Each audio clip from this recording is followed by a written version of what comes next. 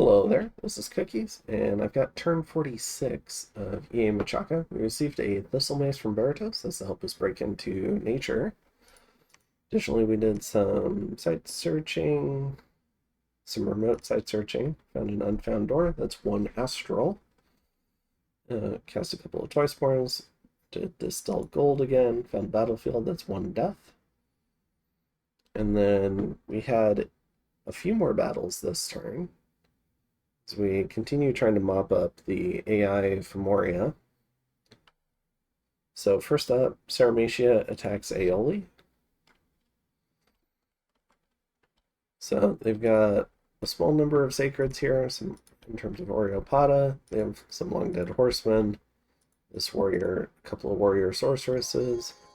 So they're doing awakened tattoos in large. And then they'll do some blessing spam. We'll see if we can get one fully buffed. See what they look like.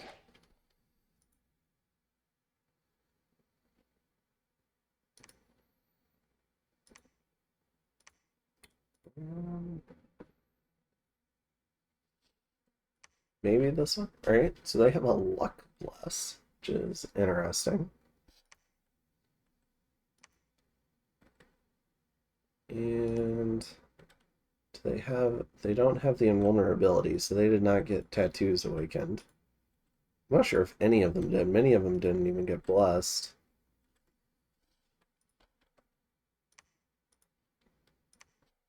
Let's see. Yeah, we can see this archer got blessed. So 10 invulnerability. Anyways.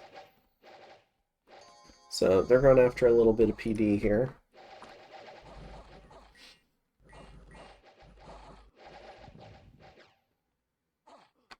Alright.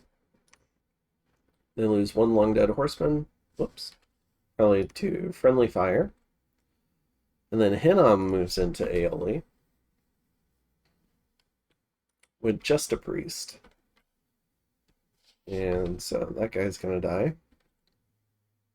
Then we get a quartet of battles out of Berytos. So first up, in the Greater Wild, Berytos moves in and is moving in to clear out the centaurs and satyrs that took over the province some time ago from me. To do this, he's brought Draconians and a line of Seir. So he's trying to bless those really quick.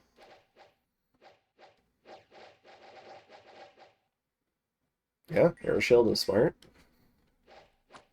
Okay, so you should be safe there.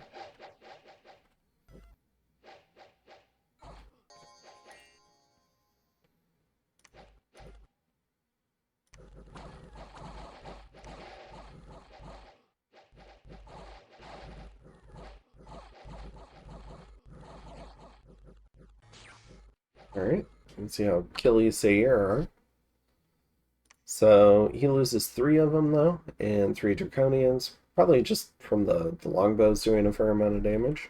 But I think that works out. We get Greater Wild back. So then in Blockwaters, looks like we have a crew of Shamblers going after this. Now, my experience has been you pay a lot for Shamblers and then they don't do much.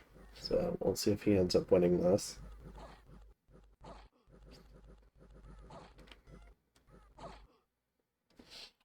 Okay, looks like he did win. Yep, but lost 6 of them. Then in the Sea of Karassos, we have the Ichthids moving in. They should do fine. There we go. And then in the Holy See, he's moving in. So he's brought his Draken with a large army of Ichthids, and this is to fight through the Amber Clan. Now, the reason why we wanted to kill these Amber Clan, first, it's just an indie province that we could take.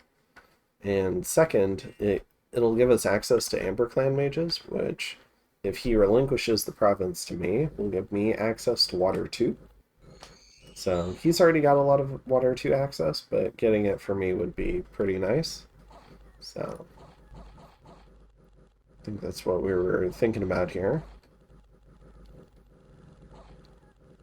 You can see how tough Amber Clan are.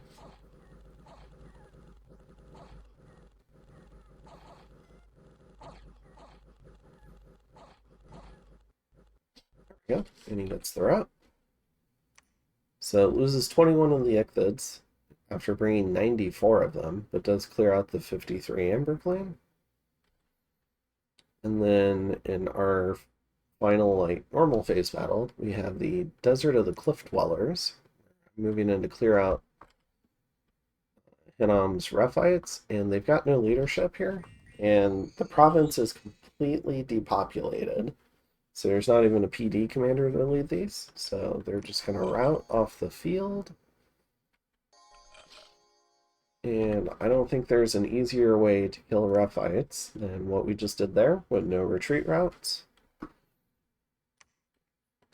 And then, let's see. Oh, this is like more story event.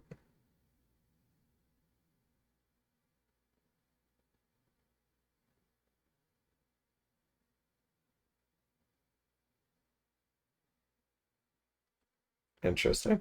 All right, strange woman in the woods, sorry. But so it rebelled. These peasants, led by a Whisperwood Enchantress, however, they had a fair amount of PD here, so they just end up failing. Let's go ahead and view this. Yeah, it would have been pretty nice to charm that mage.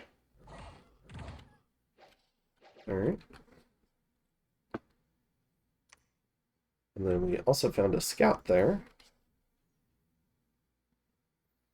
And then in Aeoli, one more attack, it looks like. We get a barbarian attack there.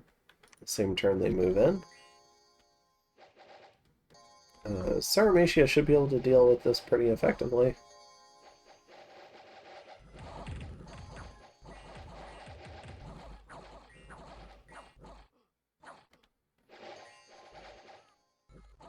Alright.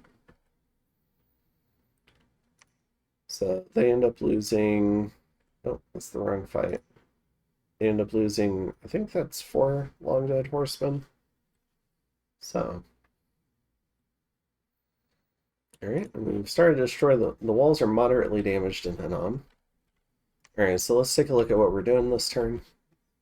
So there's still not enough troops here to siege Hinnom effectively, so we're just going to take charge of it. We see a small Sarmatian stack moving in. We're going to go ahead and move in this force. So we've got a much larger force now. And we're going to send in this force. This one's going to go over to here and try to heretic down this candle, but also site search it, because Berytos is planning to storm this upcoming turn. You can see Femoria is also cracked. Wonka's probably going to storm that. And Might Marsh is still a tremendous citadel in a swamp. We haven't talked about Muspelheim and Niflheim in a long time. We were nervous about this giant stack on our border, but we also had a strong Diplo net. So we weren't really sure what it was doing here, or if it found something. We did notice the Unfrozens, so they've been making use of Hidden in Snow, I think is that spell. But yeah, otherwise, continuing to scale. I was leaving this for Sarmatia, the Demon Knights, as well. Building this palisade, we're recruiting a conjurer while we're building the palisade. We're doing a palisade here, building a lab here, and site searching. Additionally, we are doing arcane probing, and we're using Call of the Wild to get wolves for patrol chaff for our new blood eco that we're about to build out. Because I can use these blood mages to sling even more to Berytos. And then, yep, making another hammer.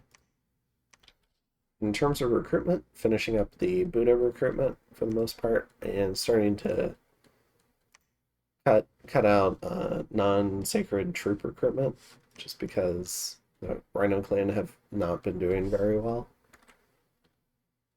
And I think that's most of it. We're also consolidating some of this, so it's a little bit less to manage, and it doesn't affect our income with unrest quite as much. So I think that's most of it. In terms of spells for this army, let's see, mostly we do have a Strength of Gaia and some group regen. We have Divine Blessing, a lot of Horde of Skeletons. And we've got some Giant Strength Warriors that we're also planning to do.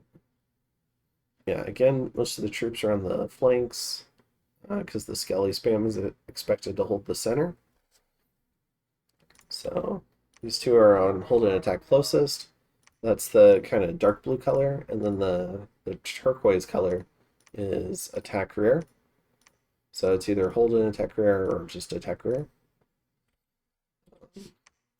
Learned that from the False God the other day, so that was kind of nice. And I think that's it for this turn. For turn 46. Yeah, I think that's most of it. You can see that False God has taken most of the underwater. Now, Vanheim and Lanka were supposed to take this one, but they still haven't yet. And we're using Mercs, so we're thinking about sending them down there to get that. And then also, Narian Sea still hasn't been taken. So the next step for these Ichthids is we were thinking they could take half a year, walk down here, or all the way over here. Then we have that underwater connection, and they could try to take that little sea, since it doesn't seem like anyone else is interested in it. So, and I think that's most of that. In terms of provinces,